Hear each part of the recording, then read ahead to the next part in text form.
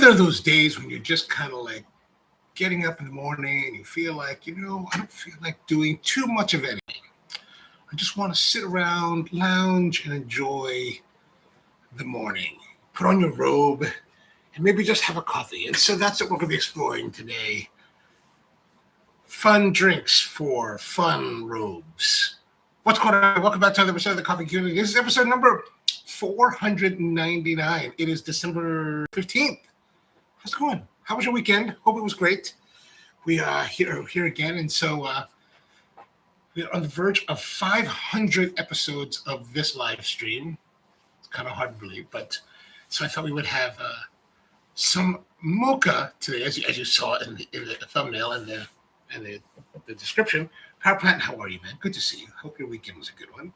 So today we're going to be doing mocha, and mocha is a drink that I've always liked. Actually, I think if I remember correctly, mocha was a cafe mocha was the first truly specialty coffee drink that I ever had. I think back in 1996, I was in New York City with some of my friends who worked in production. We all worked in production back then. And I was in New York City, and my friends were like, "Have you been to Starbucks?" And I was like, "No." You should go check it out. So we went to some Starbucks somewhere in Manhattan. And I'm not I'm not a coffee person. Like, I don't like coffee. Like, it was disgusting to me. So I was like, "Well, what can I have?" She's like, "Well, I don't like coffee." Like, there's mochas. I was like, "All right, have the mocha." So I had a mocha for the very first time. The mochas they make at Starbucks have chocolate, espresso, milk, and then they put some whipped cream on top. And I think they put like powdered cocoa powder right on top of it. I don't know if they did. I can't remember. Good morning to you, Mom. How are you doing? And Andrew was with us. What's going on, Andrew? Now, fast forward many years until I got like that. So 1996, so probably about 2002. So 6 years later is when I'm getting into the coffee business. And so it's like a question.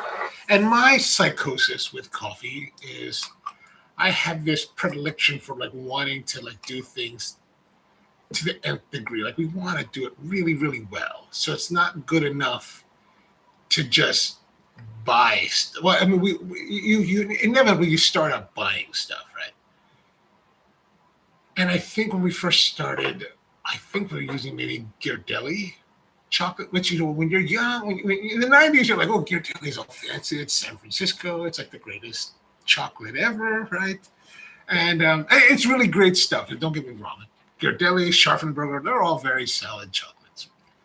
I grew up eating Hershey. Oh, and that's not true. We've done episodes of this. Hershey's was my first one. Well, that was where I kind of learned, right? So after I got in the business, my mentor at their shop in Seattle, they use this. They use Hershey's Special Dark, which, man, I totally forgot about this as I was thinking about this episode until we just talked about Justin. But the Hershey's Special Dark is really good because it is darker than Hershey's milk chocolate. But when you mix it with milk, it tastes like Hershey's milk chocolate. It's really fantastic. And when you're cluing into like childhood nostalgia, I think, especially for Americans, like if you grew up in America, especially if you grew up in America, my generation, chances are this is what you were eating Hershey's chocolate. Maybe some Nestle, but mostly Hershey's. And so, especially if you're drinking chocolate milk as a child, it's almost guaranteed you either had Hershey's or Nestle Quick. I never thought about it till just now. Maybe Nestle Quick Mocha. We'll have to come back to that at some point in time. Now, here's the thing. I'm wearing this robe, right? Because I thought my theme is robe and easy down, but I'm fearing that this will be a bad idea. Like, this is not a good idea. Don't make coffee in your robe. Don't use a burner. Like, I have a burner here, right? The butane burner. I almost lit my jacket on fire the one day I wore the suit jacket. That's why we're not doing any Americanos today. I was like, "Well, I might get this on fire. That would be terrible." Visually, great for the video, but not a good thing for myself. Anyway, the Hershey's is where I started. So we were buying Hershey's Dark. Because when I tried it, I was like, "That's a brilliant idea. I love the flavor, right? I love Hershey's Kisses, right? Like, I am degenerately bad. I'm a degenerate when it comes to chocolate, right? Like, so I've been in this woodworking thing, right? So last year was the first Christmas season for or maybe the second Christmas season for my local woodcraft store. And so the owner, Laura, puts out like Hershey's Kisses for Christmas time. So she did it last Christmas. And I tore them up. And this season now, I'm tearing them up again. Every time I'm there, like 2, 3, 4. It's like really bad. But that last Christmas reawoke my love for Hershey's chocolate. And I've been like eating Hershey's chocolate for the last year. It's really bad. Laura, if you ever see this, this is your fault. I blame this. I put this squarely on you. Kent, how are you? Good to see you, man. Coffee Cove's with us as well. Good morning. Proplan says, when anyone born inside the U.S. tries Hershey's, their reaction is this. I mean, Hershey's Hershey's in the grand scheme of chocolates worldwide. There is a book. There's a book. I have the book up in the library. It's a big orange book. It's the tome. It's tome of chocolates, right? Reviews and ratings of chocolates worldwide, and it's an epic work. Hershey's is considered some really nasty stuff. But, you know, we're America. America's all about nasty food. So this is what I've used. But years later, so like I said, for me, the whole thing is like, the more that I progress, the more the psychosis grows, meaning that, so while we started with this, in the back of my mind, so I started with this in like 2002. So in the back of my mind, there's always the thought of how do we make our own chocolate? Can we make our own chocolate? Can we? And then finally, when I learned how to make chocolate or how to utilize chocolate in a better way, then it became even more acute. So I started to use this. I tried a whole bunch. Noel, I tried Calabo, I tried everyone. But this is the one that I really like. This is called the Cordillera. It's called the Kukui. Does it say Kukui? It doesn't say Kukui anymore. They changed the label. Anyway, this has always been known as the Kukui. They're 70% cacao. And so when you talk about chocolates and the percentages, that's the percentage of dark chocolate, pure chocolate in it. And so this has some mixes in it. The other 30% is going to be, I don't know, what is it going to be? Sugars and, does it say? Oh, here we go. Ingredients: cacao mass, sugar, cacao powder, cacao butter, emulsifier, and natural vanilla flavor. Now, this particular one, I really loved. Like when I tried all of their lineup, you know, they have all these different percentages, and I tried so many, right? But this is the one that just always resonated with me. And this one, I don't have a plate or anything. I forgot to bring that. Okay, let's go here. This is their Kukui. This is what we call in couverture. Couverture, like these little wafers, right? And I will sit around and eat this just like this. Now, here's something. Now, this particular box I've had for a couple of years now. It's just sitting here at the house. And as you can see, there's a little bit of whiteness. Okay, so some people freak out. They're like, "Oh my God, man, it's white. It's like it's bad." So, I have a little Q&A demonstration. I have a little show and tell.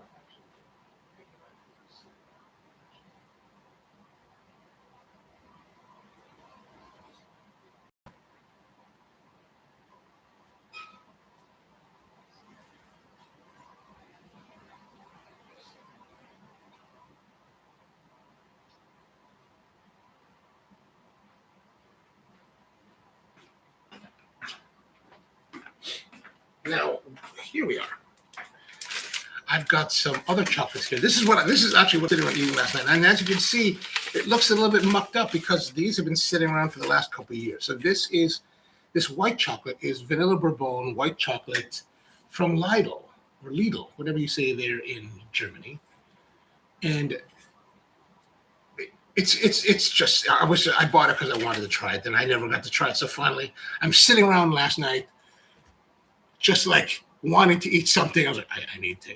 Do we have any chocolate? So I'm looking around, and I found a bag down behind the bar here of like stuff that I had shoved in the bag like a couple of years ago, maybe 4 years ago. Who knows how long? Years ago, at least 2-3 years ago.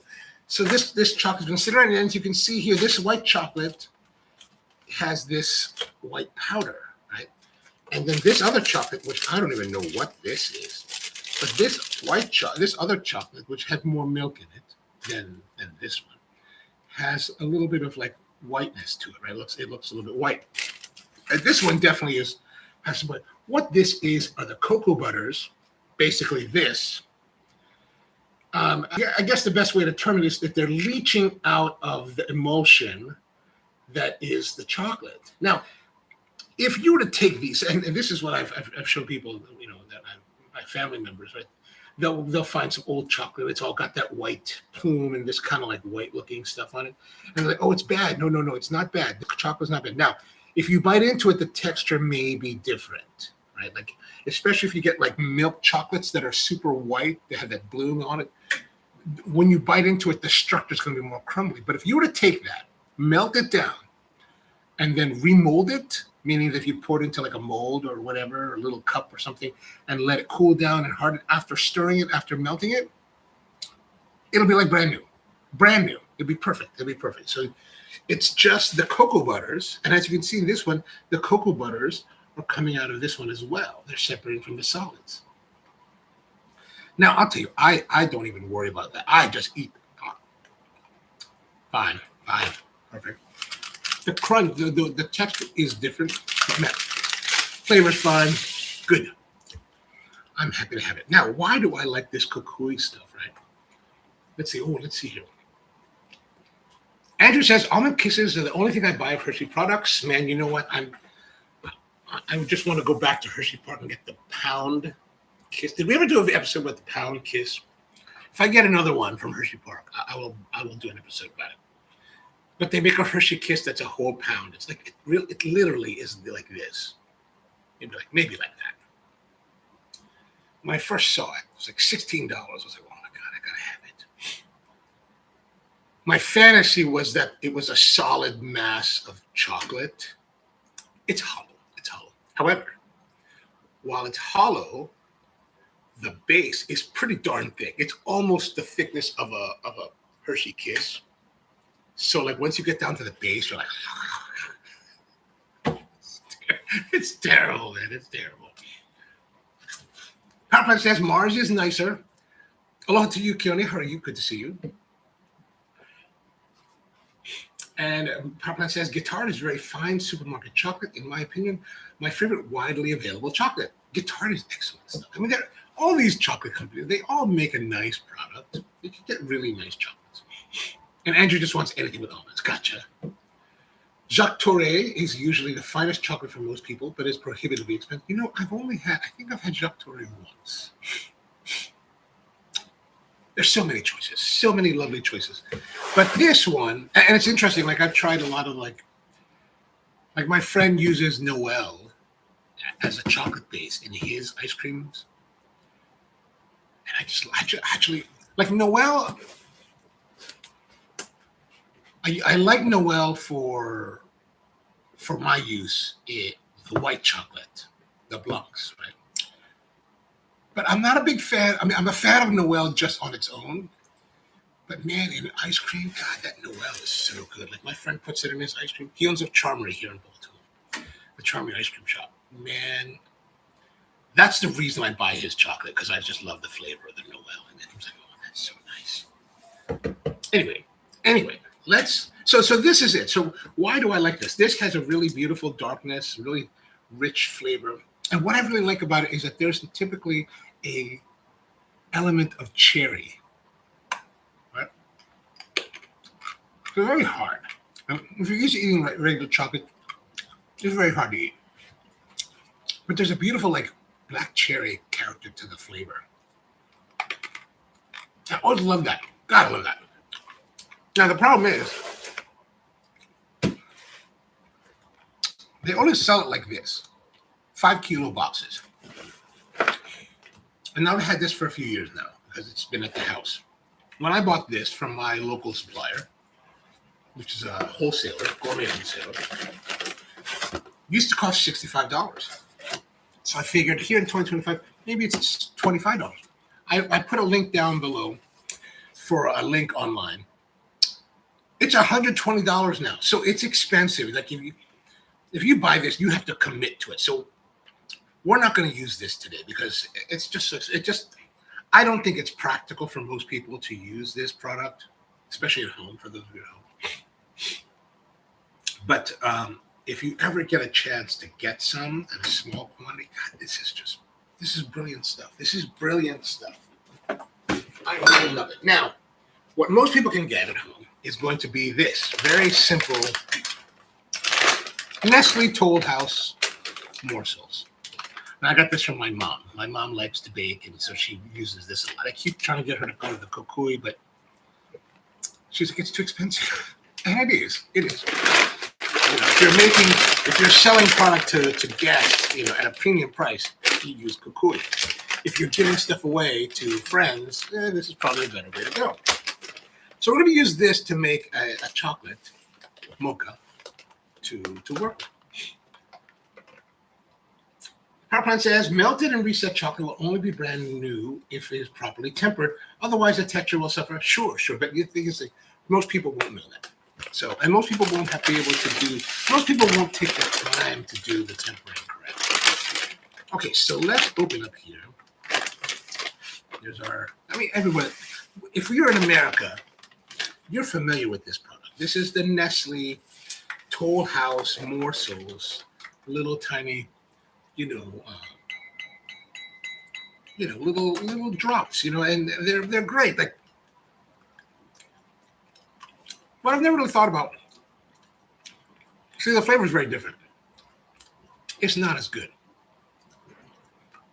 but I just like chocolate, so I just don't really.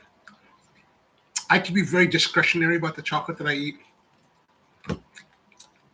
but the flavor is super different. Like, actually, if I think about it, I don't like the flavor. It has kind of like a bourbon kind of character to it, a little bit of like vanilla, but like an artificial vanillin kind of. More vanilla, like artificial, but like the vanilla doesn't taste natural. But it's chocolate, so I'm gonna eat it. Okay, so how do we utilize this? Now you could make it into a syrup, and actually I don't really know how to make it into a syrup like this, mainly because I never do. What I like to do is we make it into a ganache. So we would take the cocoa. You have to start with a few ingredients. So we would start off first by making simple syrup. And simple syrup is just basically equal amounts of sugar to water. And you can use any kind of sugar, you can use any kind of water. We would use regular granulated sugar for most of our syrups and equal parts of filtered water.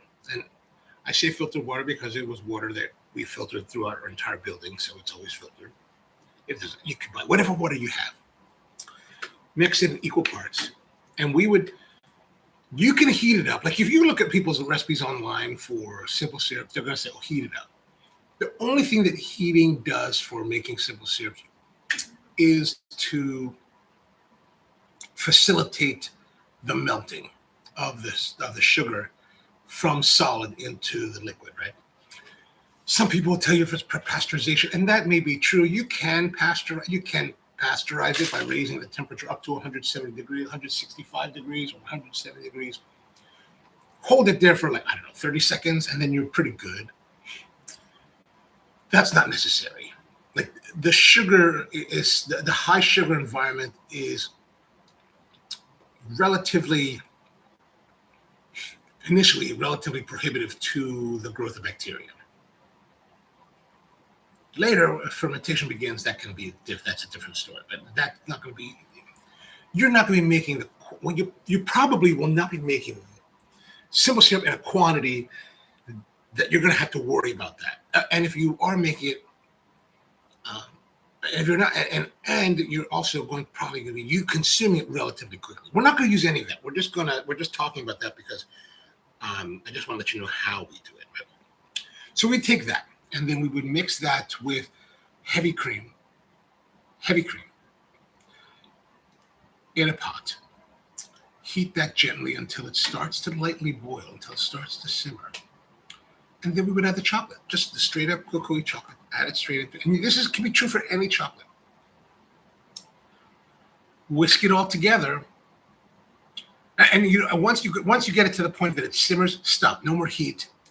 And what we'd actually do is we'd actually put the chocolate in a bowl, then simmer the liquid, then add that in. And if you're making large batches, like we would make large batches, gallon at a time. If you're going to do that, you put all the chocolate in it, then you add a little bit of the liquid, whisk it until it emulsifies, add a little bit more, re-emulsify, add a little more, re-emulsify until it's all totally done. Because you could go the other way and just add it all together. And even if you have a big bowl, like we would have these huge bowls like this. But man, trying to do all of that while not sloshing around enough so that it sloshes all over your counter is a little bit of a job. So we just do a little bit. And that's how we make our ganache. And so you can use that hot, you can use it cold. The thing is, if you let it, and it's a ganache, so you can cool it down, and then you could scoop it into balls, coat it in cocoa powder, coat it in powdered sugar, and serve it as truffles. Or you can enrobe it in chocolate and then serve it as truffles. So we use a ganache for our chocolate base. We keep them in squeeze bottles. Now, when you refrigerated them overnight, they did get solidified. However, we would just put on top of the espresso machine the bottle, especially like you walk in, you open up, you walk in the shop, pull it out of the refrigerator, put it on top of the machine, and in a little while, it becomes liquidy enough. And it's actually it's not solidified enough that you couldn't squeeze it out if you needed to. But by letting it sit on the machine, it would soften enough so it's easy to squeeze. And you squeeze out, mix it in.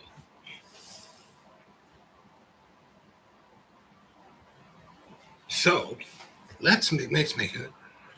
Now, what we're going to do is we're not going to do it that way. Because you know what, that's a lot of work, especially if you just want to make one. So how do you make one at a time? That's what we're going to explore today. So I got our mug.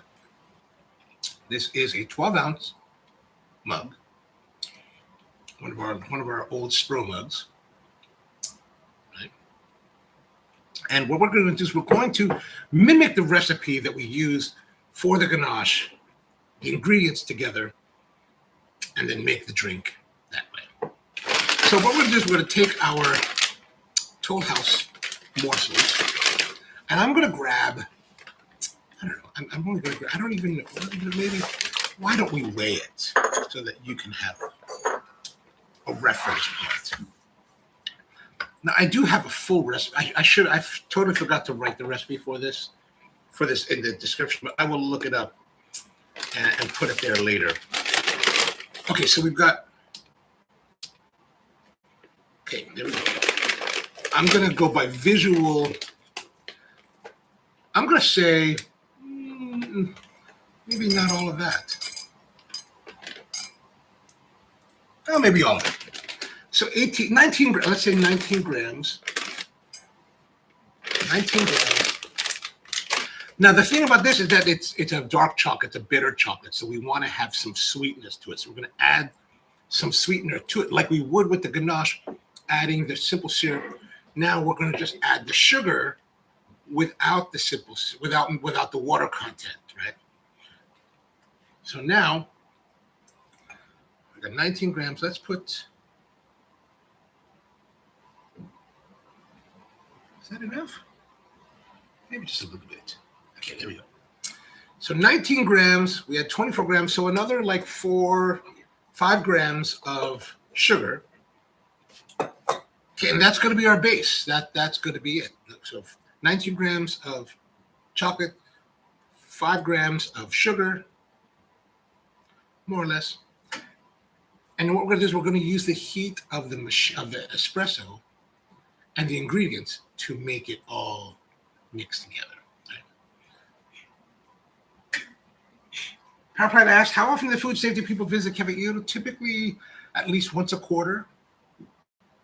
When I worked in the restaurants, we had to take the temperature of everything we held to order. We held to order, like the sausage, and keep a record of the time and temp. We did not have to do that in our jurisdiction.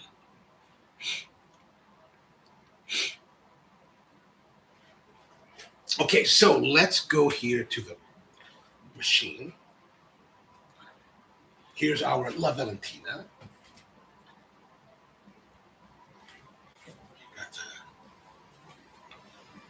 And what I also like to do is, because we're using a taller mug, right, it makes it. I always like to remove the spouts.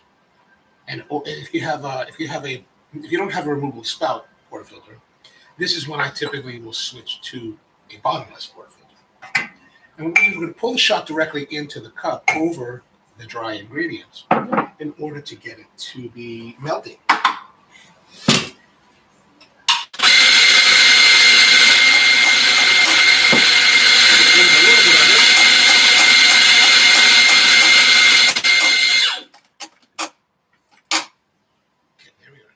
There it is, a little bit lower here, a little bit of boulders. Right? So again, I'm going to sweep around this way to come bring the coffee around to cover that.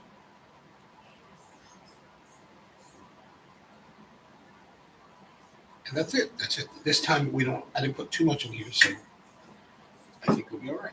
So again, as always, just kind of drop it on top, get a feel, and I can feel now just by the compaction. And the more you do this, the more you'll get the feel of it. Like once you know your amounts, like this, like light compaction of it, and the height of this already tells me that there's a lot of coffee in here, close to what I want.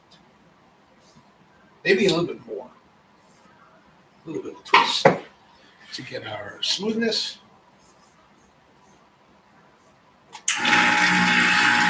Hear that little bit of rumbling?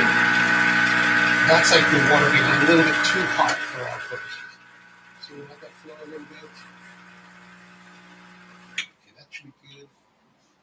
Now I'm going to lock and load.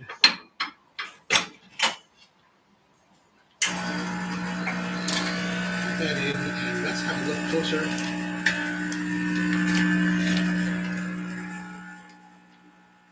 Okay, it's coming out. And we want to make sure that it's out.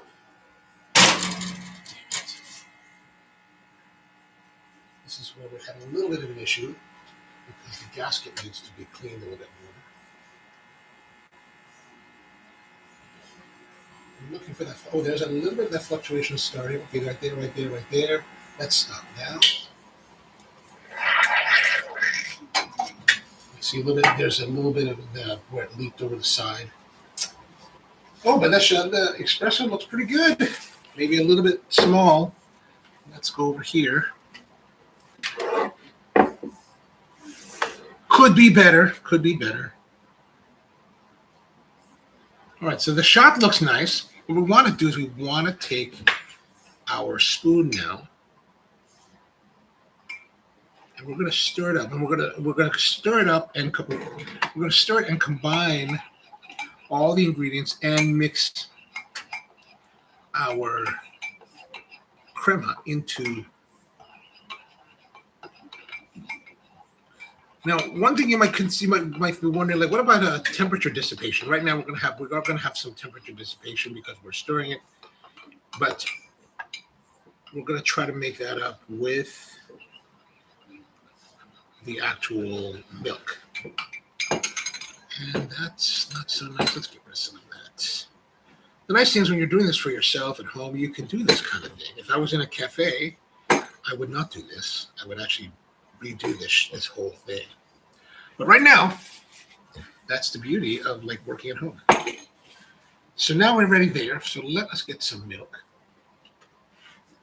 I'm going to purge the wand. Set it up for how I want it to be. Let's get some milk in here. That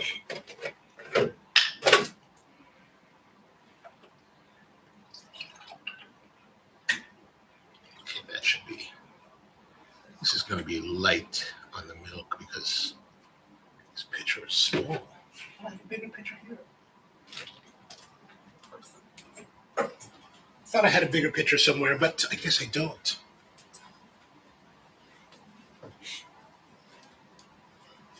This will work. We will make this work. So let's go over here. I did overfill it a bit, so we're going to have to ride it carefully, otherwise it might overflow. Like if I was to stretch this, especially like more towards a cappuccino, this is a 12-ounce pitcher. So these pitchers I use them typically for cappuccinos. For a 12-ounce drink, I would normally use a 20-ounce pitcher, which do take a moment. There's one under here. No.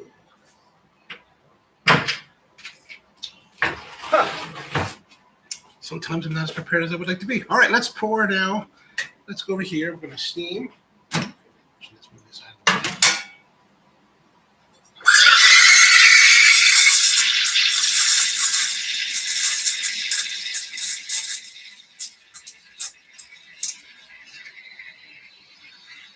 So I stretch it just a little bit. We don't want to stretch too much because it's supposed to be a latte. But I do want to keep it rolling, so that's what I'm hunting for. This is the rolling.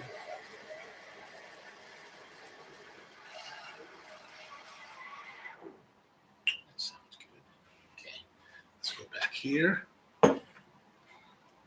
Although that looks kind of heavy on the milkiness. Let's get that out of the way. Yeah, that looks really heavy. So I'm going to pour just a little bit, make sure that it's fully incorporated there.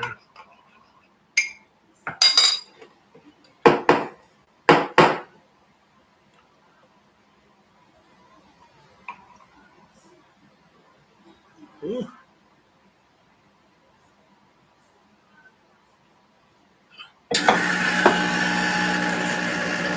It's Journey. Don't stop believing. Hold on to the dream, yeah, yeah. Oh, that's not a good picture. We need a better picture because we need to have not so much space. Okay, that's nice. All right, there we go. So a mocha with a strange, maybe like it's a turnip. It's a turnip latte art. And that's pretty much it. That's pretty much how you can make a quick mocha at home. I know it took a long time to make it, so it's not so quick. But once you do it, you can do it really quickly. And then, of course, here's the thing. Well, we use 19 grams of milk, 5 grams of sugar. You can use whatever you want. Like, you can tailor it to meet your taste, right? That's the beauty of this approach is that, like, if I bought this, if I bought this or any commercial syrup, then I can only put more or less, right? Here, you can do whatever you want. And if you want to go crazy, like let's say, for example, it's the holiday season, so you want to put like a peppermint mocha, you can use peppermint schnapps. Forget the mint syrup, get the schnapps. It's much better, right? You can add this to it, and it's a holly jolly Christmas for you, right? Powerplant says if I was making that, I would use powdered Yoo-hoo. I didn't know they make powdered Yoo-hoo.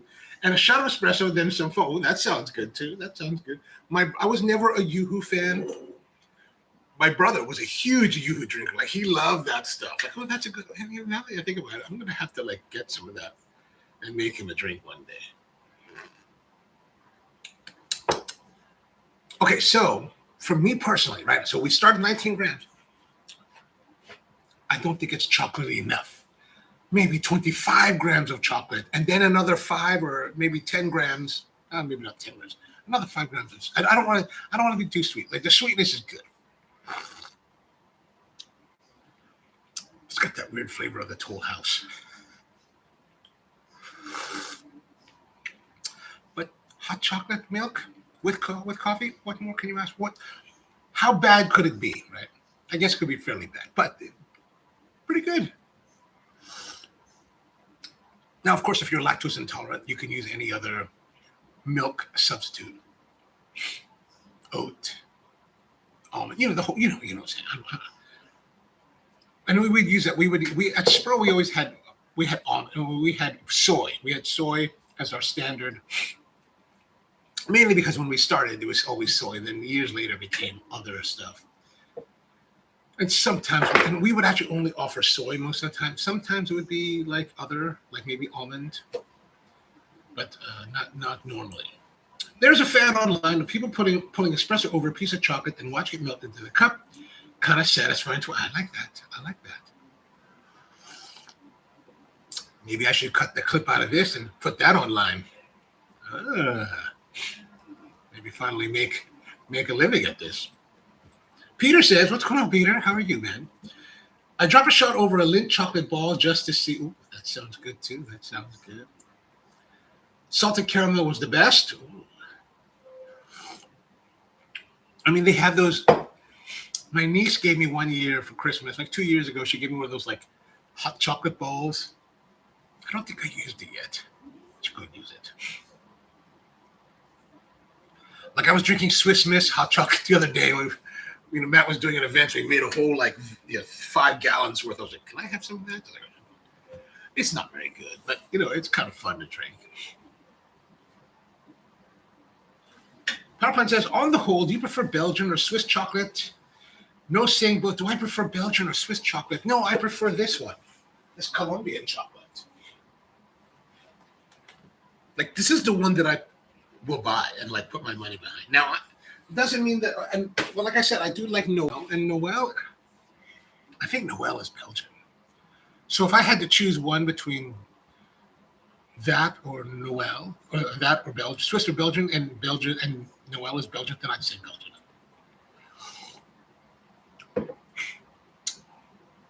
But I grew up eating Toblerone, so I do like Swiss. I like chocolate, right? I'm discerning, but I'm not going to be overtly discerning. Like, I'm not going to turn away chocolate. Typically, okay. So this is not the greatest, right? The Toll House is not the greatest choice for mocha, but if you need it. Oh, and what we should do is we should try with the schnapps. We should try the schnapps. So if you want to have the holiday, oh God, really? Maybe we won't be trying this. I can't even open this. Okay, forget it. You know what? That's a sign from God telling me that I should not be drinking in a robe on a snowy morning. So, Irish coffee with the whole fire production is always fun. Oh, you know what? I've been meaning to do, whenever somebody brings it up, I always think we need to do an episode about Irish coffee, and I never remember to do it. So I'm going to try to remember to do one about that. M0, so that's good morning to you, man. How are you?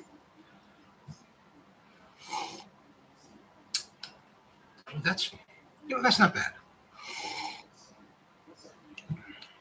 Makes me wonder about this one. Do I have enough? I don't have much milk left. Let's try another one. This time we're going to use the. Oh, here's something for you. Let's have a look here. So I just knocked it out, of course, and as you can see, it's relatively clean. There's a little bit of oils right there. So it looks like we stopped the shot in the right moment. And that's what we're looking for, to stop the shot at the right moment. All right, we're going to do one more. And this time we're going to compare the Hershey's, just because we have it, and I'm feeling nostalgic for it. And now, this is the difference, right? So we had to add our chocolate, we had to add our sugars. This, we're just going to add the syrup. So we're going to put the syrup in here. And again, it's always how much you want to put in there. I think that's good. I don't know how much that is. I didn't put a scale on it. And then I'm going to reuse whatever. Oh, there's no milk in here anyway. Okay, so let me rinse this out a little bit.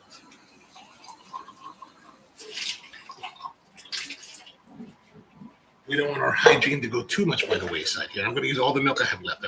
This is it. Oh, man. So the ratio is going to be different, right? We will not be able to fill this 10-ounce mug with our liquid. So let's go back here. Again, as always, when you're doing this, you want to make sure that you clean out your portafilter basket as much as you possibly can. That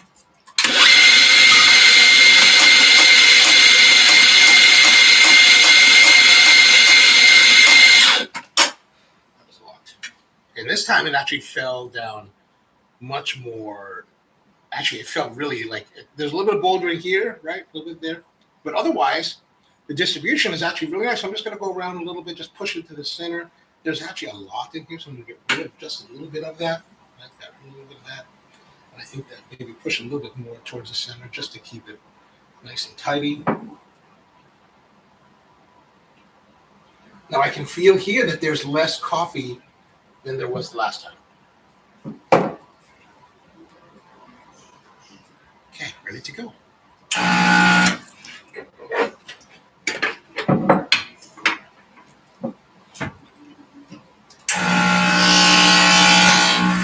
now we'll go in.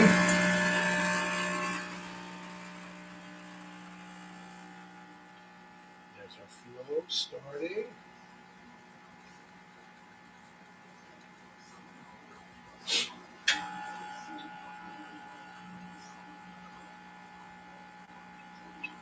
Another thing you want to consider while you're making your mochas is to think about the balance between your flavors, right? I wonder, like in the last one, is there enough chocolate? Oh, there it is. It's already shaking. Is there enough coffee to balance the chocolate? And that's what you. That's what I was thinking. Oh, look at that. That was pretty good. Let's go over here. All right, we have good crema there. Now we want to stir that. So let me just rinse off this spoon before we put it in there. I don't want to cross-contaminate the chocolate flavors because we want to preserve the Hershey's.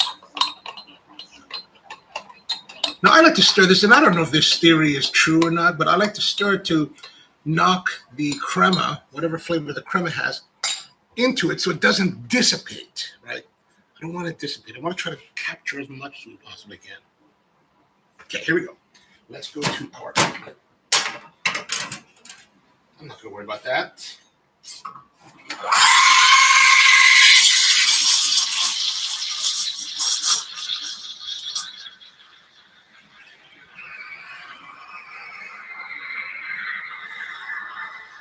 So you notice I'm moving this around mainly because I'm hunting to try to find a way to make sure that I can get as much rolling as possible, which I'm not getting a lot of rolling, mainly because I've stretched it way too much. Right? You can see it's a little bit too stretchy.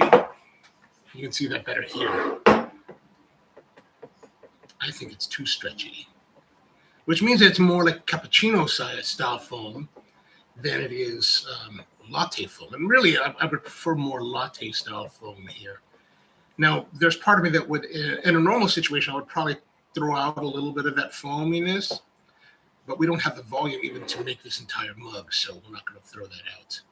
We're going to try to slosh it around and get as much.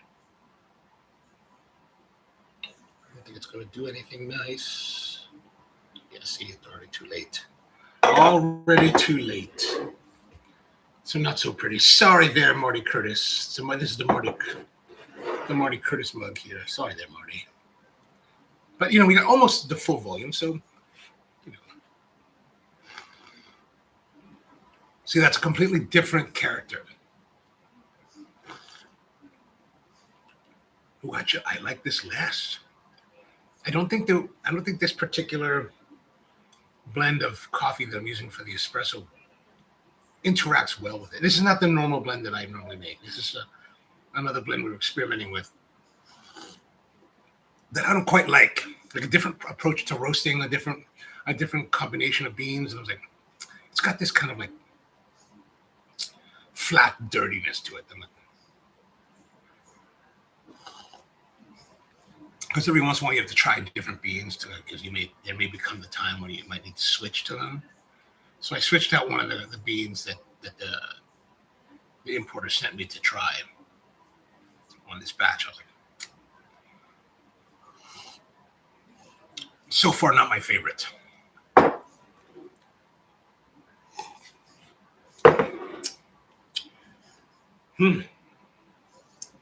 Double fisting mochas in the morning. It's always a bad thing.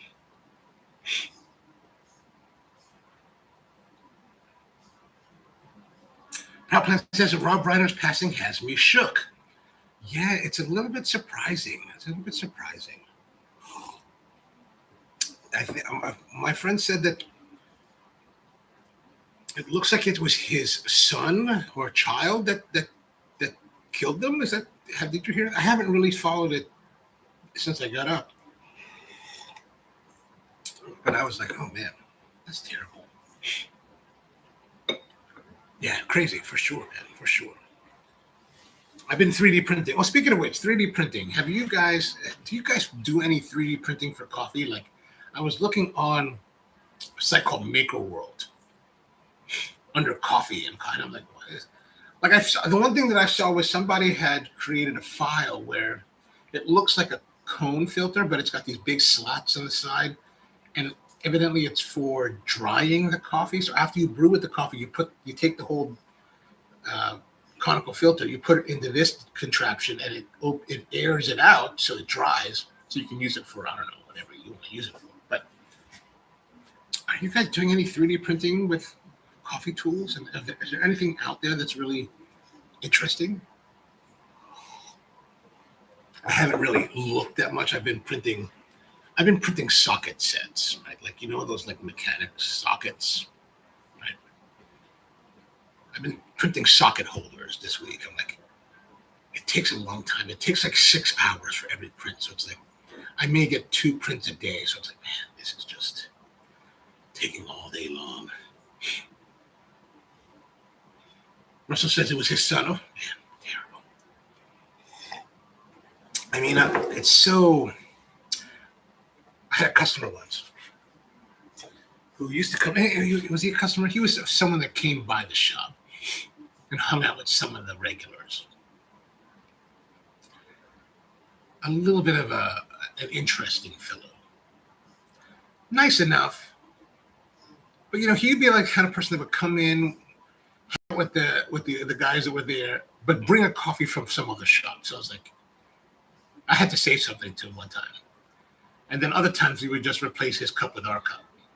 Just take his drink and then replace it with one of our cups so that their cup wouldn't be here. Which I don't mind doing necessarily. And actually, that story is interesting. Years ago, I was in Honolulu visiting, and I went to go take my Hanai niece out for lunch. And so I took her to Ala Moana Shopping Center, which is the big shopping center in Honolulu. And they had a Neiman Marcus. I guess it's still there. And at Neiman Marcus, they had a restaurant called Mariposa. Mariposa is like a type of butterfly, and it's upstairs. Very nice kind of place to eat. And so I brought her there. And right on the way to Mariposa, we stopped. She wanted to get, like, I don't know, a smoothie or something. So we stopped by and bought some smoothies. And so we went up to Mariposa, and we arrived, and they were very welcoming. They're very pleasant. They're very, very nice. It was a great lesson for me in hospitality, right?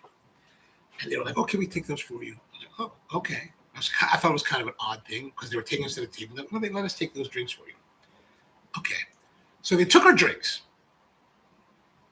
brought us to the table, sat us down, and a few moments later, they had repackaged those drinks in nice glassware with like garnishing and a straw. And I was like, wow, dude, that's... there's so many ways that you can handle that. Like, oh no, we don't allow outside drinks. We don't do this. We don't do it. There's so many ways you can deny that enjoyment by your guest. But they were always, it really showed me that the focus there was on the guest, right? So after that happened to me, I always remembered that, and that's how we always wanted to approach it. Like, if people brought something externally, we would try to accommodate that as much as possible. And I thought that was so classy, such a wonderful way to do it. And it was something that at the moment that it happened, I didn't really think about it. It wasn't until after that I was like, oh yeah, that was that. You're bringing somebody else's drink into their restaurant. I mean, that's probably not too cool. But so many people would have handled it so poorly, but they handled it with grace, with just beautiful grace. But anyway, like I was saying, so this guest of ours would come in, and he would sometimes bring a drink. So we would transfer it into one of our mugs, and but he was a little bit odd and a little bit difficult. So if you're very pleasant and you do things that are outside the norm, it's easy to be accommodating. But the more like less pleasant you tend to be, the more difficult it is to accommodate you, right? You're like, and so you do it a couple times, and then you think you accommodate them a couple times, and you think, okay, that should reinforce the idea that if you're gonna come here, then you don't stop by the coffee shop another part of the city and bring their coffee here before coming here, especially if you know you're coming here to meet your boys. So finally, I did say something. I said, come on, man. Right? And, but by that point, the guys had told me that when he was young or in his teens or something, he had killed his parents with a hammer. And I was like, what? And so the guys, once they found that out, they were like, we want to distance ourselves from that guy. And I was like, wow, I can understand that. That's some crazy stuff. Like, and you know, I don't know what it's like. Like, I can't. My relationship with my family is very good, but I know people have difficult relationships with their families, and it's harder for me. I guess it's harder for me to fathom that. But you know, and I don't know what his situation was, and certainly Rob Reiner's kid, I don't know what their situation was as well. But I mean, to be like this guy, driven to the point that you would kill your parents with a hammer. I'm like, whoa. I mean, what kind of like life did they have? You know, what led to that? Like it, you know, and I think all of us naturally look at these kind of incidents from our own perspective, from the perspective of our experiences, you know, and reflective of how our experiences with our families were. Like, it's very difficult for me to fathom that based on my relationship with my family. But I don't know.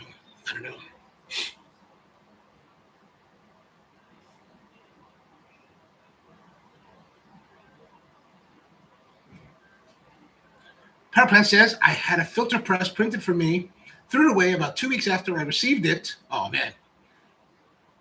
Saul Coffee says, no 3D printing, but I received my... Oh, what did you get in that there, Saul? What did you get in it? Speaking of which, I got another sustainer that's related to what I do for a living. I've been thinking about this sustainer for like months, maybe a year, right? So I've been putting together a coffee kit for myself in a sustainer. But what I've been wanting to do for the new shop, whenever that finally gets to open. So when I go to other countries and other coffee shops, I'm always kind of watching what they do. And one of the places that I really like is a place called... Now, the moment I'm going to tell you, I can't remember the name. Those of you who have been to Japan will know this, or who follow the Japanese coffee scene will know this place. It's super famous. They used to have a place now Omotesando Coffee. That's it. Omotesando Coffee. I was thinking they had a place that I went to before called Toranomon Coffee, which is cool. But if you go to Omotesando Coffee in the original location, on their counter they have this inlay or this inset that has these like partitions of like stainless steel partitions where they put all the coffee. And I was like, that's a cool idea. So what I wanted to do when I saw this sustainer was like, I'm going to use that. And so finally I got around to buying one during the Black Friday sale. And so this is it. This is my coffee sustainer. And what this is their organizer, what they call the M89 organizer. And it's meant to be this. So I put the company's red latch on it. And then I also have like I found some of our old gift cards. So that's what those are. So they have these gift card size things. But what I'm planning to do with this is that when you come to the new shop and you come to sit down at the bar, we're going to have a selection of coffees. And then we open this up, and then here's like, there'll be like 6 different coffees or whatever, how many coffees we may have at the time. And you can get to see them and, you know, have a look at them. I just thought that would be a cool way to approach this. Well, actually, I guess I can put a little bit more center because that just doesn't look as nice. Let's go here. Go there. I just got this the other day, so I'm like, ooh. They have this grid system in here. It's kind of like Gridfinity. Oh yeah, that's better. That's more centered. Okay, so that's kind of like my sustainer thing. I've been totally like thinking about this for like a year now, and I finally got it. I wasn't going to show you. I was going to save it for another time, but then since you mentioned sustainers, I'm like, all right, let's talk sustainers. Powerplant says, I had a filter press painted for me, threw it away about 2 weeks after. Oh, you printed. I should painted it. Oh, you didn't like it? Oh. Amzir says that regarding the last few days, I think we should accept a few things. Every group of conflict, every group at conflict is forward operating, non-domestically housed intel. That could be true. That could be true. Power Plant says, if people want to listen to a nice coffee podcast, I recommend Mirror Coffee Roasters YouTube channel. Very good, short pods, 30 minutes. Oh, nice, Mirror Coffee. Where are they based out of? M0 says, at the moment, at least in America, they are targeting each other. My goodness, for sure. Sauce says, I received a very nice. Happy birthday and congratulations. I don't know if you've used the domino much in the past, but I tell you, I learned a lot about using the domino, the 500 domino, by watching Sedge. I don't know if you're familiar with Sedge, S-E-D-G-E, probably are, if you know about the domino. He used to work for Festool. He just got released in October, but he's got a lot of Festool lives. He also has his own YouTube channel called Sedge Tool. And I watched a lot of his videos related to the domino in order to learn how to line it up, how to use it, how to not make mistakes with it. Right? It's a really excellent resource. Like I was in the forums that I participate in, we'll have some new guys come in and they'll be like, I can't get it. Like one guy was like, I can't get it to line up correctly. I said, a lot of times it's the way that you're holding it. Like, for example, when you're plunging it this way, you really need to hold it from the back of the tool, like where the cord goes in, and push it forward. Because if you hold it this way, you could easily lift up on it, and that changes so that's going to lift the fence and change your registration. So just the best tip I could offer for that is to watch the Sedge video, because he's really a great educator, really great educator. I think it's a loss for Festool to have released him. But, what can you do? M0 says, everyone have a please, wonderful, enjoyable week. Thank you very much. See you in a couple of days as well. Hope you have a great one. But yeah, that's excellent. That's it. Did you get were you able to get the box of dominoes as well? The one that has all the different sizes with the cutters. I mean, if you're thinking about it, I think that's worth buying. It's not, and that's a problem. Like that's one of the issues. Like, Festool is never cheap. It's never cheap. And depending what you're doing, like when I bought my domino last summer, Festool was running a special that for a price they would give you the domino 500 minus a couple of the normal accessories, right? That's where they save a little bit of money, and they would give you the domino sustainer that had all 6 sizes of like small dominoes, plus 4 cutter heads, right? So the cutter heads are what, like $50 to $70 a piece. So it's like 4 of those is already like 300 some bucks, and it was like $300. I think if you buy the sustainer set now, I think it's somewhere around $300 to $400, which is a lot. But if you're interested, if you're planning on doing bigger pieces, I think it's worth the expense, because you're going to save the money over the long term. Like in the year and a half that I've had my domino now, or a year plus that I've had the domino, I've used all of the different sizes for different projects, and I've used all the different cutters. I've gone through it enough that I've replaced 3 of the bags that are in the sustainer with more refills. So I think that would be worth the expense, if you're thinking about it. Power Plant says, Mirror Coffee Roasters is in some nowhere town in Washington State. Okay. Just an 8mm box. I'll look at getting some 10mm for a side table. Gotcha. Yeah, I would say, but consider that. I mean, I know the price for like the kit is going to be a little bit considerable.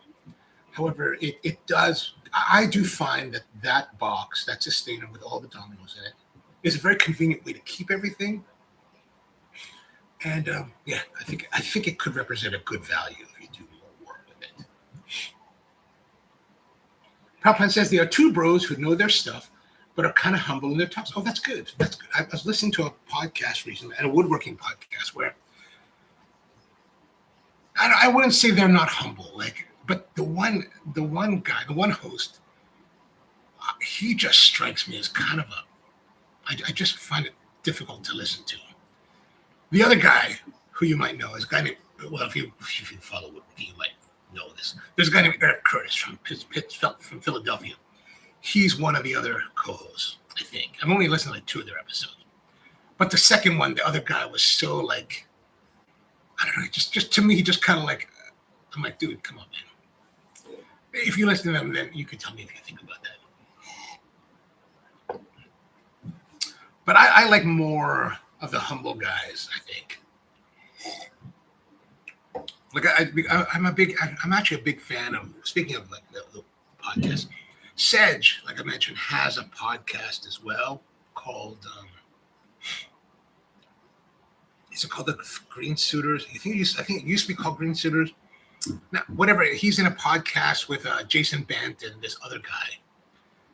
And I will listen to their podcast every blue moon, but I can't really stand listening to their podcast. Like, I'm really there because I'm a fan of Sedge. I like Sedge a lot. Like, I think he's, like, I don't get, like, he's into this whole, like, Three Stooges shtick, which I'm not a big fan of. Like, I mean, I grew up with Three Stooges, and I know Three Stooges very well, but I'm like, it's not so central to my core being, so I'm not as enamored by it. But I think that the guy's genuinely good. He knows how to teach. He can break it down well. And I think that he's a great resource. But the other guys, I'm just like, I like to listen to fine woodworking podcasts. I think that's more my jam, right? Like I'll sit there and like binge listen to like their episodes. And it's good because they've got almost 400 episodes to listen to. So it's like I still have not caught up.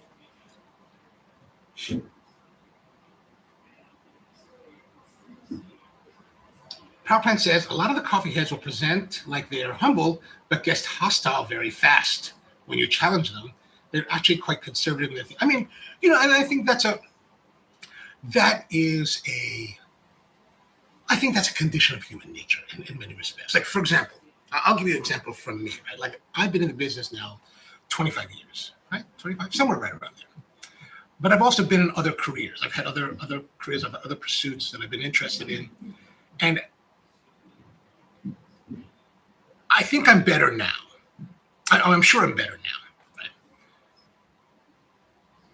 In that, like, especially with the woodworking thing, as I've gotten more into that fine woodworking idea and like participating, I'm no longer like, I don't participate, even though I'm in that prime zone that I mentioned in the past, the first 5 years, I'm in that prime zone of like learning enough to be like, well, this is what it's all about, and pontificating. But I think I'm better now in that I've learned enough in my years that, okay, I'm in that sweet spot for like pontificating, but I'm not pontificating about it, right? I don't pontificate. Like if I go on the forums, I just, you know, try to give good information based on like my experience, and, you know, not to get too, I don't get, there's no absolutes, right? There's no absolutes for me. It's like, hey, these are like, there's one guy on the forum, he was like, asked about something. I said, well, this is what I know. I don't know much about this kind of thing. It had to do with like some kind of finishing. And I was like, you know, the other guys here are much more knowledgeable. Listen to what they tell you, because I can only tell you this. I can only tell you this much.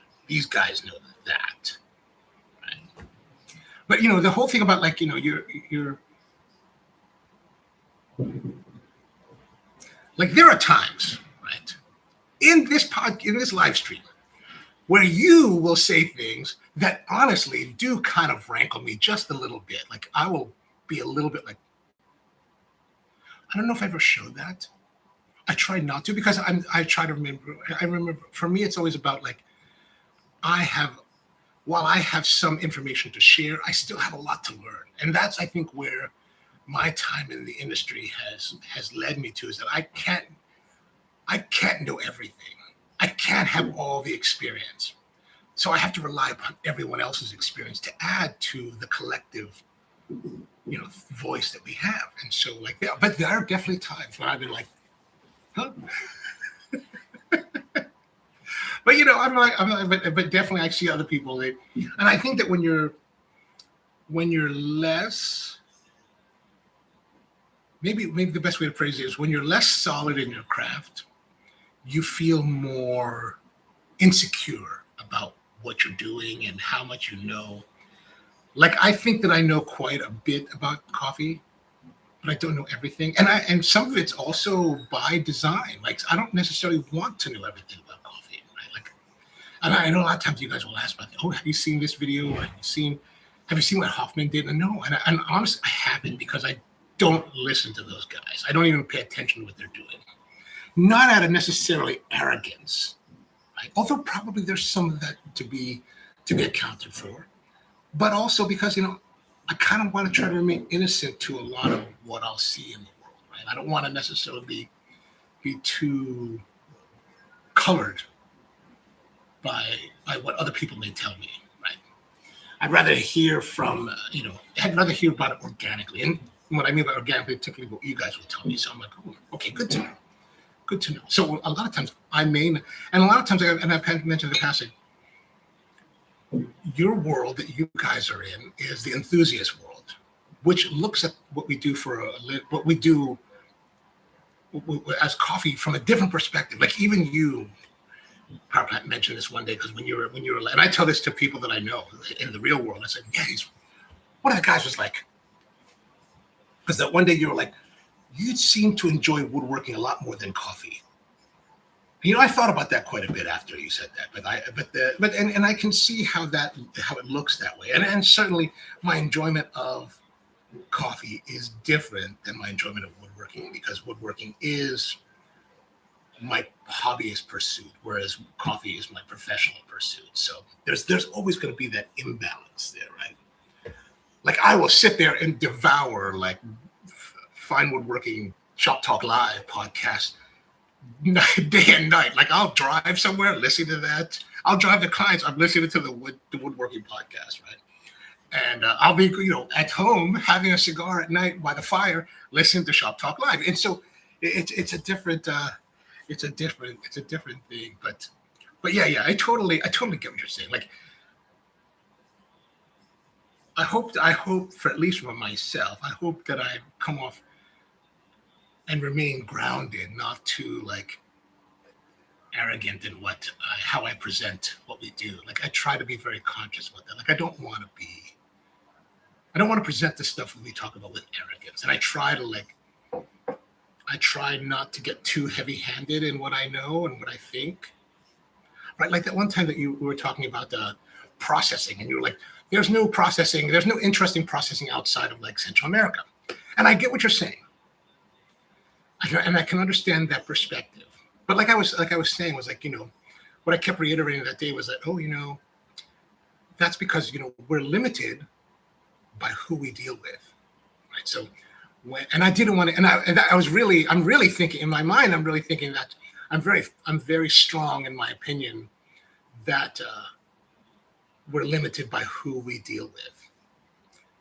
And that there's a lot of interesting processing happening, but you may not see that because other people that you deal with don't see that as well, or they're not interested in that part of in that region of the world as much as other regions. And that's typically very normal. Like, for example, a lot of roasters in the United States tend to deal a lot with Central American roasters, sometimes South American roasters, a lot of times because the proximity is so much closer. Like I could fly to Managua or to San Salvador. I can be there today, like this afternoon. If I left this morning, I could be there in just a few hours. If I was able to fly out of a place that flew to nonstop, just a couple hours, 3-4 hours at the most. If I have to connect, maybe 6 hours, but I could be there soon. But if I go to Africa, like if I need to go to Uganda, it's going to take me like, sometime tomorrow. And I would leave like tonight. I would leave tonight, fly to like Frankfurt, and then fly onward. How long would it take me? It'd take me like 7 hours to Frankfurt from, let's say, Dulles. Let's say if I left out of Dulles, I could fly to Frankfurt. Or if I left from Baltimore, I'd fly Baltimore, Chicago to Frankfurt to Entebbe. No, we wouldn't go to Frankfurt. We'd probably go to Brussels and then fly to Entebbe. And that's like 12 hours on its own. So it takes a lot longer to get to other regions of the world. So I understand why a lot of roasters don't necessarily, depending where they're located, don't necessarily get into them because they're just not there. But So I try not to come off too heavy-handed with things, because I think there's a lot to explore, and everyone needs to have their own time of exploration. Like even with my own staff in the past, it's always been like, this is what we do, and I will dictate to you as your employer what you have to do. But the journey that it takes you to get there, I try to leave that open for you to get there, because I want you to be able to. I think there's a deeper way of understanding something by getting there on their own, rather than just being force fed. Although sometimes you just have to force it. You're like, okay, this is the standard that we're holding. You have to stay. I know that's a lot of tangents.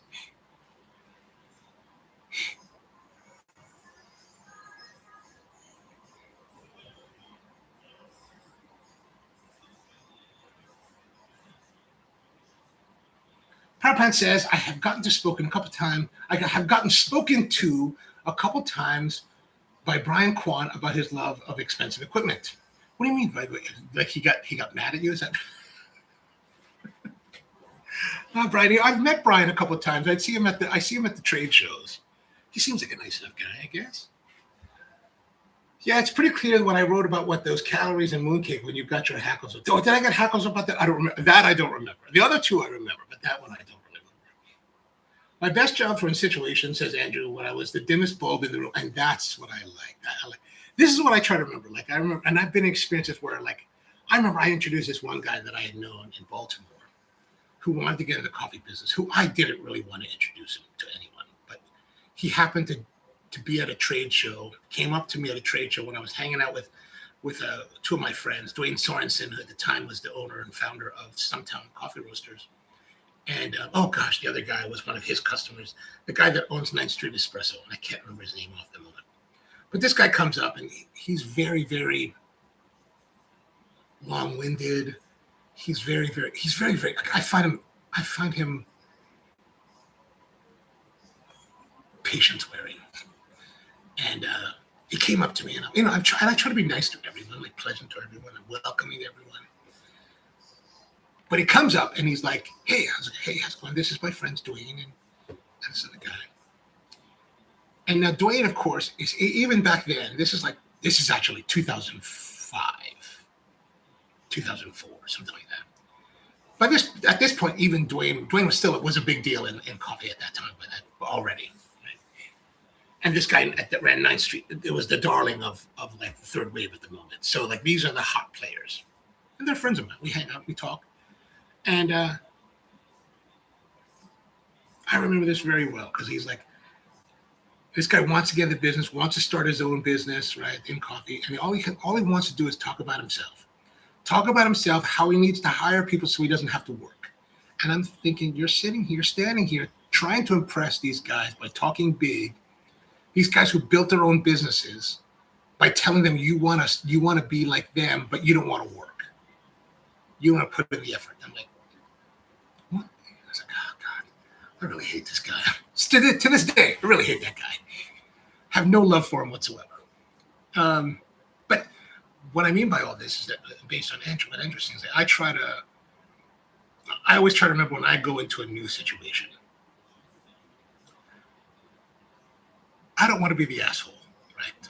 Quite frankly, that's exactly verbatim how I look at it and how I think about it. I don't want to be thought of as the asshole. And maybe I am, maybe I really am, because I certainly can be, right?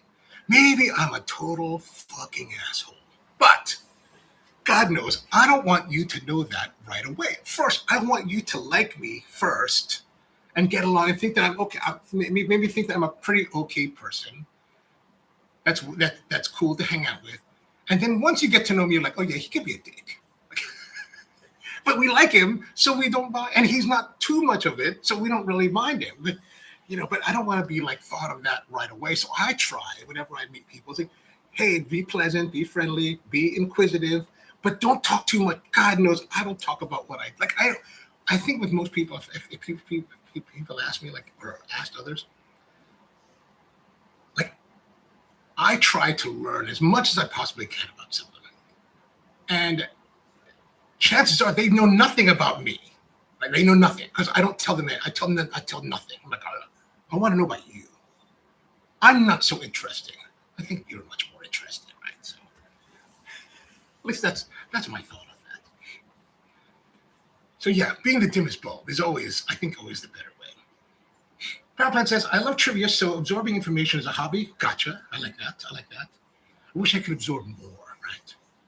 And I also work in a field with a lot of person-to-person contact, so I have to know stuff to maintain conversation. Yes. And I'm sure you probably have this same kind of thing. But I do find that people love to talk about themselves. Like if you just ask them like just a few questions, tell me about what you do and what are you interested in. Like people can talk and like, and in many respects, like as a strategy, like what I prefer is that you walk away from our interaction. You've told me everything about yourself. I know so, and you know nothing about me, which typically gives most people a positive impression of a person because, hey, because most people are not interested in what you're doing. Right? So it's like, and I know that. That's how I feel. Like nobody's interested in what I do. So it's like, nobody asks. Powerplant says, using I statements and owning the information as you know, and owning the information as what you know helps a lot. True. Anton's with us. Good morning to you, man. How are you, man? Good to see you. We were making mochas. We've already finished them there. We've got two mochas here. One from Nestle Toll House cookies, Toll House chocolate, and the other one from Hershey's chocolate syrup. So not bad, not the greatest. Like if you, it really is more about the technique and like how to make something on the fly if you don't have anything nice at home.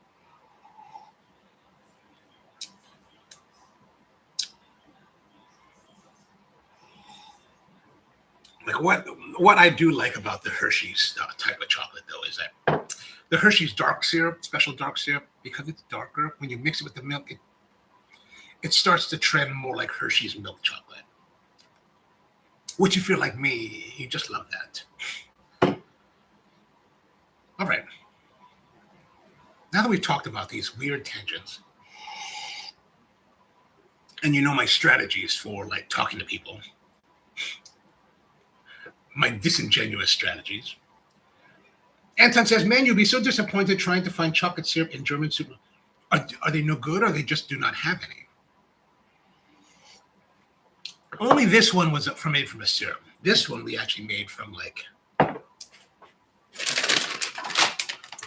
these chocolate chips, which I don't think are the greatest chocolate chips in the world. But you know, it works. If this is what you have. If this is what you have access to, and the whole thing is that the way that we did it here is really meant to be used. You can utilize this approach for any chocolate that you may have. I like this one. This is my favorite, Cordillera from Colombia. Specifically the 70%. I've tried the other ones. I really like the 70%. I love the flavor of it. In my local Rue, is it Rue? How's it pronounced? Rue. There's exactly one, and it is organic, much smaller bottle. Oh, but that's what I want to do. You don't have to buy this. I don't necessarily recommend syrup. Like I don't really use syrup much at all. Usually we'll use the kukui, make a ganache out of it, and then use that in our mochas. That's what we do it at the shop for many years.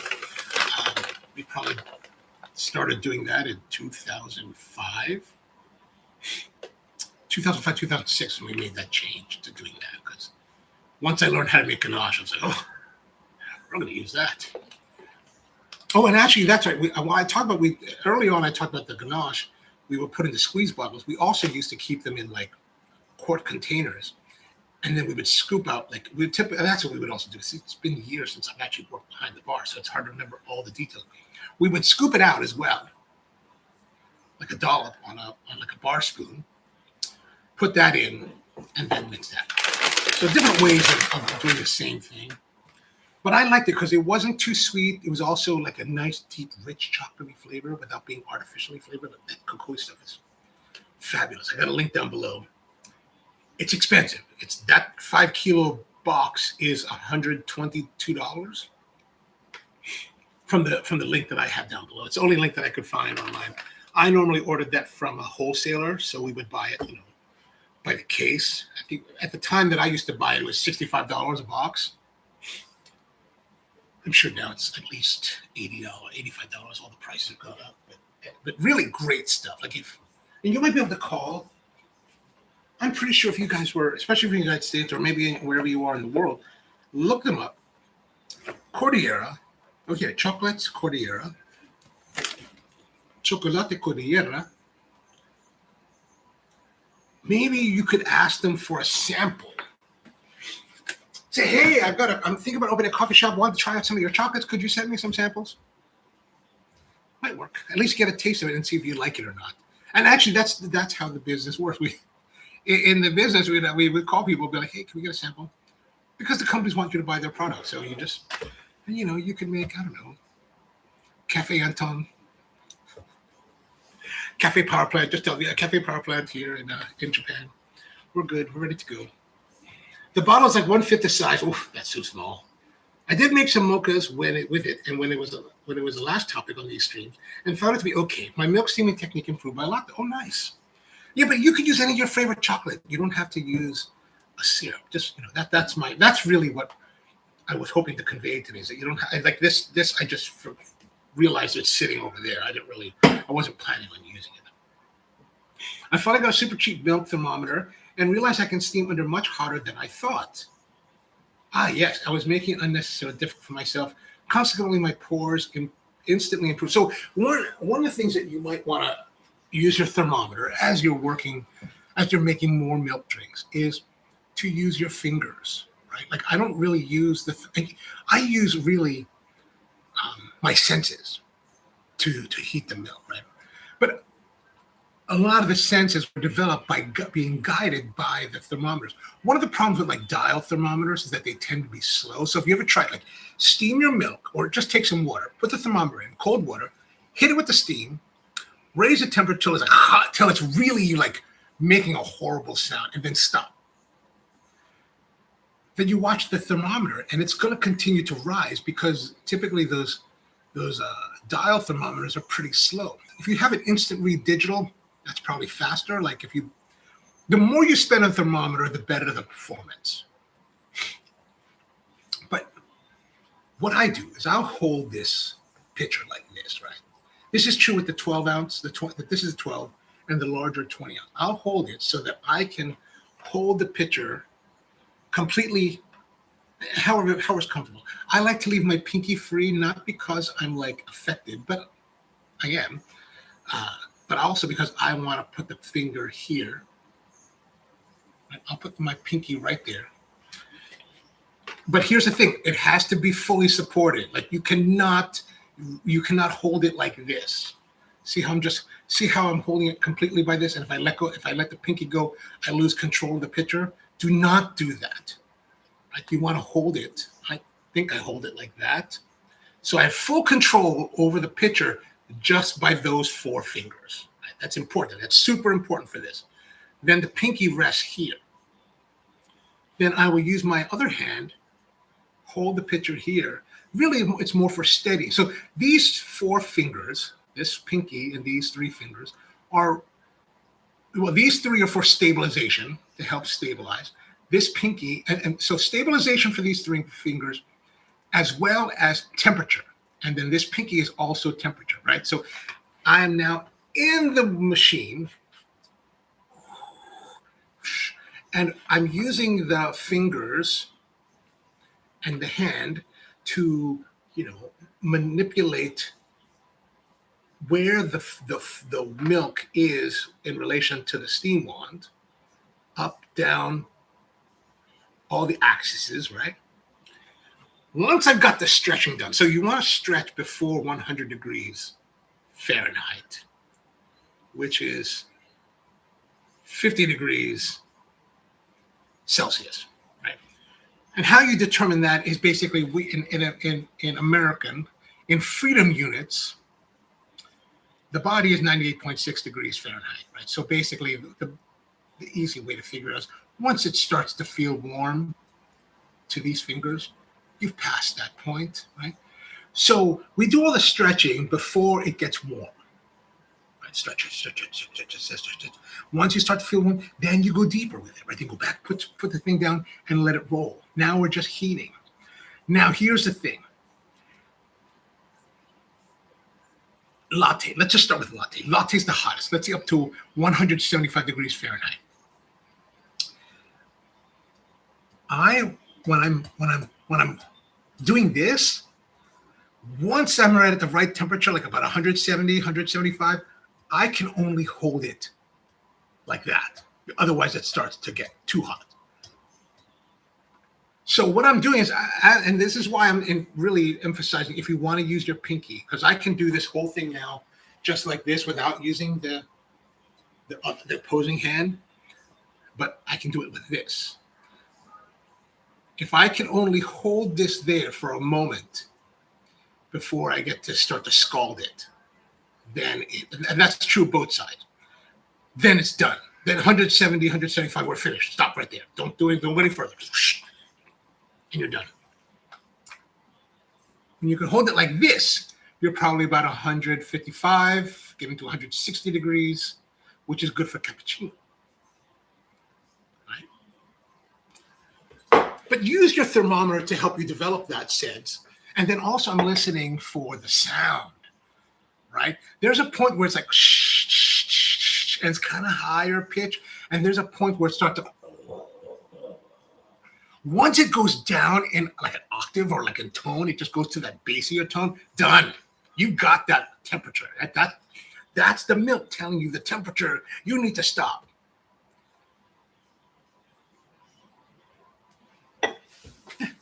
So coffee, in many respects, especially espresso making, talks to you. It tells you, like, we talk about how, like, we're watching the stream, and when it flutters, it stopped. It means stop. It's like that. You just watch it. Oh, done. This, you hear that. Oh, and then you're done. So, some ideas, some thoughts. Try it out. Get your thermometer. Try it out at home. See what you think. See if I'm like, see if these like rantings have any bearing on like what you're making at home.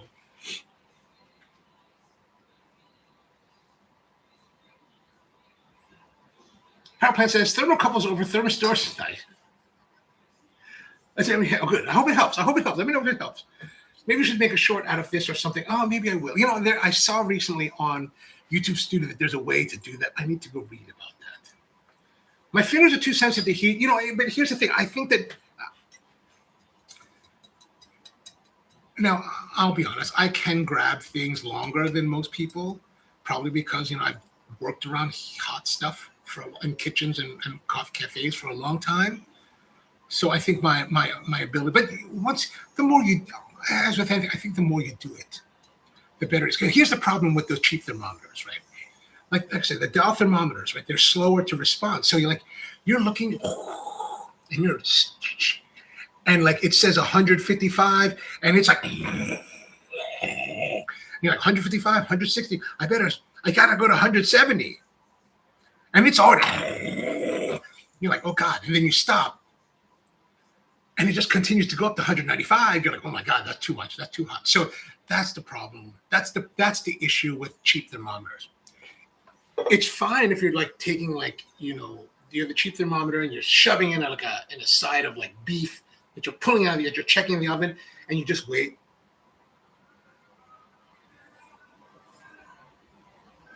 And then it finally equalizes. All right, cool. Take it out, keep cooking. Here, you don't have that kind of time, right? It's like you need it to like know, because like in that moment that it's gonna catch up, it's gonna be too hot. You're gonna go, oh man, too hot. So you and you'll figure that out. And the more you use your thermometer, you'll understand like where it's going. And but listen to the sound, like listen to the way it sounds. I'd show you some more, but I'm fresh out of milk now. There's no more milk. That's not gonna work. But that's what I think. That's how I work with the milk, and what I find interesting about the milk. So I don't know, just some thoughts. You could try sticking an adhesive aquarium thermometer on the pitcher. I know people do that, and I remember they used to sell that as I just don't know. I've never used them, so I don't know how fast they respond. I mean, what you really want, if you really want to rely upon a thermometer to tell you when to stop, you really kind of want to get as fast a thermometer as you can. There's a company here in the United States called ThermoWorks. I don't know if it's available, what the availability is like in Germany. You can buy a Thermopen, which would be unwieldy for, like, it doesn't make sense to use. And they probably have something very similar to it that would work better. The Thermopen is something we use in our kitchens where if you open it up, it's kind of big and you shove it into whatever your temperature, and it's almost instantaneous, right? It's very fast. And I have the first generation. So the newer generations are even faster. They're like $100 some. It's kind of pricey for, you're like, oh, I don't want to spend That's why I haven't bought the newer generation one, because I'm like, do I want to buy another thermometer? Do I need to buy another thermometer? No, I don't need to buy another thermometer. It's fast enough what I need. But yeah, and I would use that, and think about. I mean, just use the thermometer you have. The cheap one will be fine. Just keep that in mind. That once you start to hear, once it dives in sound, stop. No matter whatever the thermometer says, just stop right there.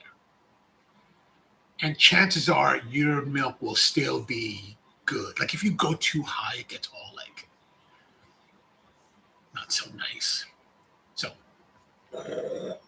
once it rumbles, that's it, rumbles.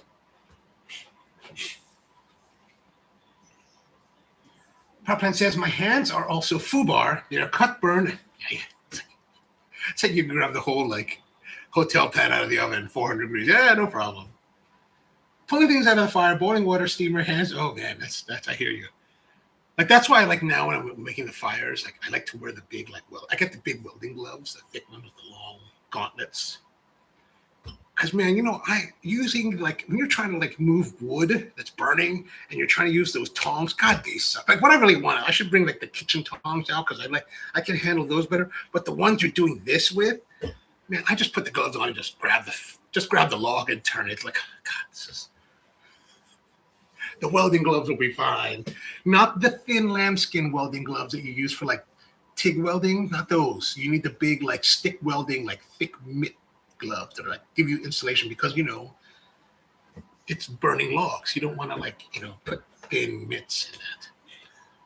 All right, that's good for now. Thank you very much for hanging out with me. Good to see all of you. This is Mocha. Hopefully that is some information that can help you in your coffee journey. Back again tomorrow. I think tomorrow, unless I have to do a delivery tomorrow. It may change, but soon. And Naomi was asking last week about shipping. We will change some shipping on the 500th episode, which is the next episode. So there it is. Hope you have a wonderful day and see you next time.